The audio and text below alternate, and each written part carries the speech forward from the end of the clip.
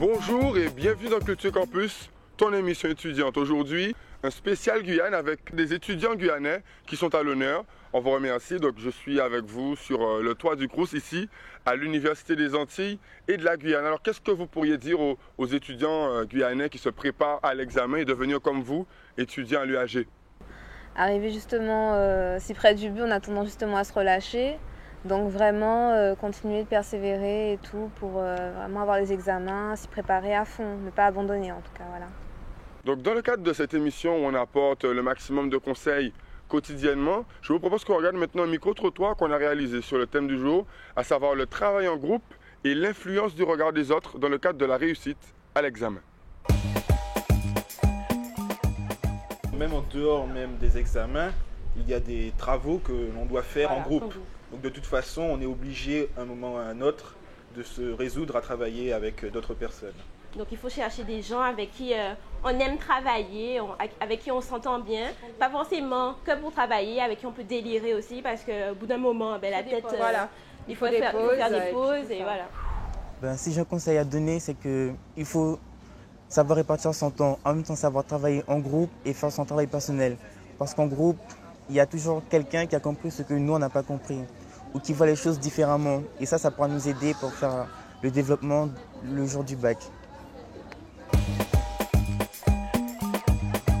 Donc après ce micro-trottoir, qu'est-ce que ça vous a inspiré un peu sur ce sujet? Travailler en groupe, c'est quand même quelque chose de très avantageux.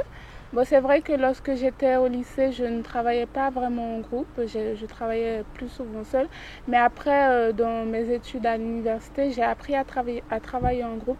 Et c'est vraiment quelque chose de bénéfique parce que ça te permet, avec tes camarades, ils peuvent t'aider à comprendre le cours parce que tu essaies de comprendre, mais bon, c'est pas toujours évident tout seul. Donc avec les autres, c'est mieux, ça passe mieux. Donc sur l'influence du travail en groupe et le regard des autres un petit peu. Est-ce que c'est quelque chose qui peut changer les résultats scolaires, quoi? C'est quoi ton avis dessus? Oui, le travail en groupe, je trouve que c'est important. Ça permet de se découvrir et tout, et puis de faire des échanges avec les autres, quoi. Et moi qui suis très timide, donc cette année, ça m'a apporté plus, quoi.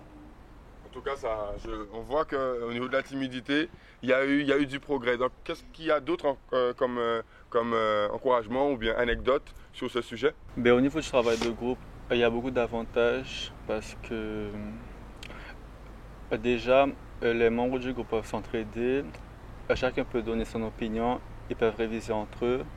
Déjà, à mon lycée, à Fixebois, ils donnaient pour les terminales des fiches méthodes pour le travail en groupe, genre la répartition des tâches, des heures à respecter pour chaque match à réviser, etc., etc. Puis voilà, ça m'a apporté beaucoup déjà pour la révision du bac et aussi même pour maintenant, pour ma première année de licence en droit. Donc dans le cadre de ce sujet, on va regarder maintenant l'intervention de spécialistes de l'Université des Antilles et de la Guyane sur le travail en groupe et l'influence du regard des autres.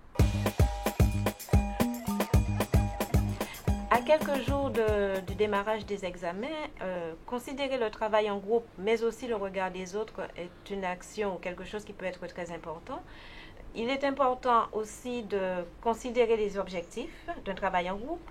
On cherchera d'abord à solutionner des problèmes et pour ce faire, on essaiera de mettre en commun à la fois les compétences des uns et des autres, mais aussi les efforts des uns et des autres, puisqu'il est absolument nécessaire que tout le monde participe. Alors, il y a quand même quelques clés pour pouvoir réussir un travail en groupe. Il faut gérer le temps. Ce n'est pas parce qu'on est à 4, 5, 6 qu'on doit se dire qu'on a tout son temps. Il faut se donner un horaire à respecter autant que possible, de manière à ce que cette mise en commun des compétences et des efforts puisse effectivement permettre de diminuer un petit peu sur le temps qu'on aurait passé à résoudre le problème si on l'avait fait tout seul. Il est aussi important de rechercher des informations qui soient vraies, c'est-à-dire que les informations qu'on apporte aux autres camarades, il faut qu'on les ait vérifiées d'abord, ou en tout cas, si on ne les a pas vérifiées, qu'on soit humble et qu'on dise qu'on n'en est pas sûr, pour que chacun puisse tirer profit de la discussion et que la discussion soit effectivement franche. Donc dans ce cas, pour pouvoir tirer avantage d'un travail en groupe, il est nécessaire que les ressources soient partagées. Les ressources peuvent être de tout type. Ça peut être des livres, ça peut être des notes de cours, ça peut être des entretiens qu'on a eus avec des enseignants ou avec tout type de personnes. Et puis bien entendu, on partagera aussi les expériences qu'on a eues, un certain nombre d'exercices qu'on a eu à traiter dans un groupe, peut-être pas dans un autre. Toutes les formules sont possibles pour pouvoir tirer avantage, mais ceci n'est possible que si chacun participe effectivement au travail. Cela dit, il faut quand même noter qu'il peut y avoir, entre guillemets, des limites à un travail de groupe, puisque travailler en groupe ne signifie pas qu'on laisse complètement de côté le travail individuel. Être face à sa feuille seule, ce n'est jamais la même chose qu'être face à une feuille quand on est 10 ou 4 ou 5 autour d'une table. En fait, dans le travail en groupe, il faut effectivement considérer le regard de l'autre comme un plus, j'ai envie de dire non déstabilisant. En ce sens qu'il faut vraiment que dans l'équipe, chacun se sente à l'aise. Donc la constitution d'un groupe de travail ne se fait pas comme ça. Il faut que les personnes qui se mettent ensemble soient effectivement à l'aise les unes avec les autres pour que la critique ou la remarque d'un camarade ne soit pas forcément vue comme quelque chose de négatif ou comme un reproche. Personnellement, avant le bac, j'ai travaillé toute seule, très franchement, et je conseillerais à personne de faire la même chose que moi, parce que c'est vraiment très difficile. Déjà que le bac, c'est un examen assez compliqué à préparer et tout, et donc le mieux, ce serait vraiment de travailler en groupe. Mais vraiment, quand on dit en groupe, pas travailler à 5-6 personnes, parce que je pense que c'est ça vraiment qui est dangereux, être trop nombreux, finalement, on ne fait rien. Travailler à 3, je pense que c'est un nombre raisonnable. On est efficace et au final, vraiment, on voit les résultats, je pense. Alors moi, quand j'ai passé le bac il y a 2 ans dans le lycée Gaston Monnerville de Kourou, donc je ne travaillais pas vraiment en groupe, mais ça n'a pas été un handicap. Mais je conseille quand même à vous tous, les quelques jours avant le bac, de quand même travailler avec 2-3 amis. C'est vrai qu'avant, il faut travailler, il faut faire un travail personnel chez soi, mais 2-3 jours avant, c'est quand même, je pense que ça doit être bénéfique de pouvoir travailler avec les autres et tout. Et sinon, par rapport à ça, donc, dans ma classe et tout, on était tellement zen le jour J que même le proviseur et tout nous ont dit mais vous êtes la classe ou la moins stressée du lycée.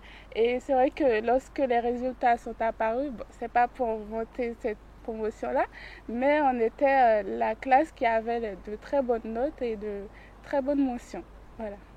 En tout cas, merci pour ton expérience. Avant de revenir à vous, donc étudiants guyanais pour lesquels donc, cette édition spéciale d'aujourd'hui est réservée, on va regarder maintenant un reportage qu'on a réalisé, donc la rubrique traditionnelle de fin de Culture Campus, qui vous réserve des informations concernant les filières de l'Université des Antilles et de la Guyane, ainsi que les points forts de la vie étudiante qu'on vous incite à découvrir. Je vous laisse regarder maintenant cette rubrique.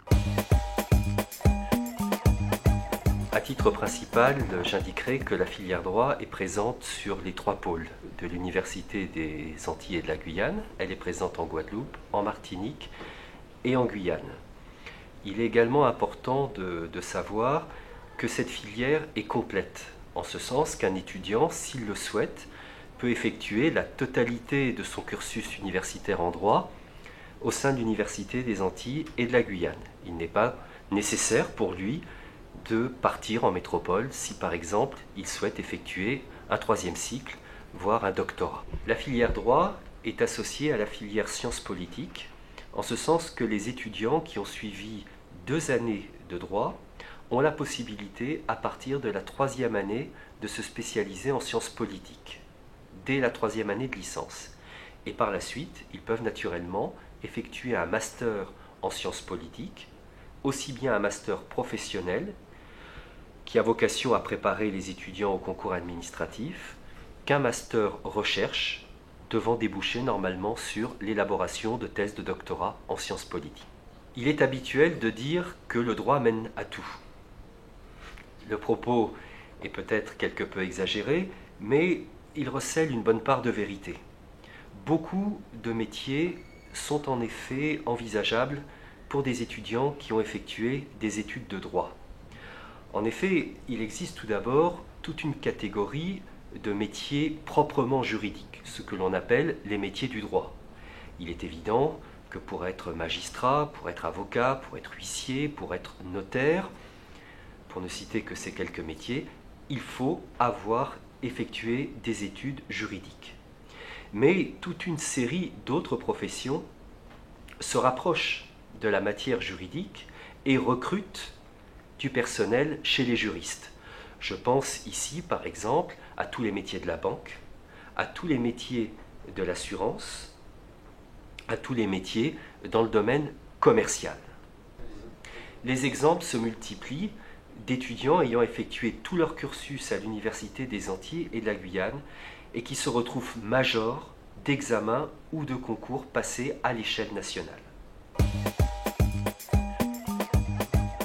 Voilà, donc après cette rubrique de fin de Culture Campus, est-ce que vous auriez un dernier mot, un dernier conseil à donner aux étudiants guyanais qui vous écoutent? Éviter de stresser pour le bac, hein, ça sert à rien, très franchement. Stresser, mais juste ce qu'il faut, et puis voilà, et c'est y aller, et puis voilà. Et moi, je vous dis bon courage, et allez-y, tout simplement, essayez de ne pas trop stresser. Bon, c'est vrai que c'est pas facile, mais essayez. Moi, j'encourage tout le monde, j'envoie un big up à tout le monde. J'encourage petit frère, persévère et tiens bon, parce que voilà, la réussite est au bout. Coragem para as provas e força para os brasileiros da Guiana.